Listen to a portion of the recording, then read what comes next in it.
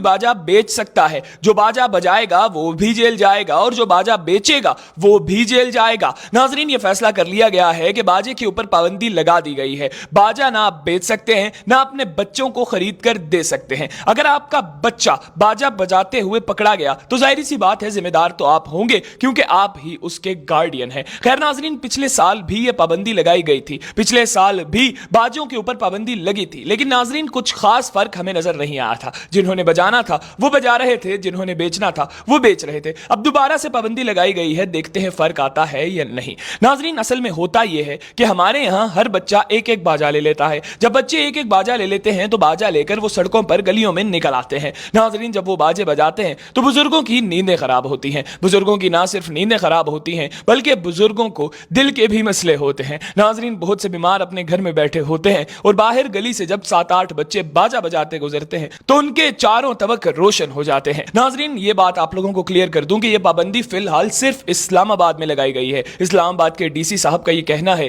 कि इस्लामाबाद की हदूद के अंदर ना कोई बाजा बचा सकेगा, ना ही कोई बाजा बेच सकेगा। ये पाबंदी लगाई गई है 10 दिन के लिए, लेकिन नाजरीन हो सकता है कि आने वाले दिनों में या आज के ही दिन सिंध और पंजाब में भी बाजे के ऊपर पाबंदी लगा दी जाए, क्योंकि लास्ट टाइम भी बाजे के ऊपर पाबंदी लगाई गई थी। नाजरीन, इस महीने से पहले हमारे मुल्क के बच्चों के पास वो टिक टिक टिक टिक वाला खिलौना था जिसके नीचे 2 बॉल्स होती हैं, उसको इंग्लिश में क्लैकर्स कहा जाता है। नाजरीन, वो खिलौना अमेरिका, कनाडा और इंग्लैंड जैसे ममालिक में बैन है। एक तो अपनी आवाज की वजह से, और दूसरा जब उसको बच्चे यूं यूं करते थे तो वो बच्चों के मुंह पर लगता था जिससे बच्चों को नुकसान पहुंचता था।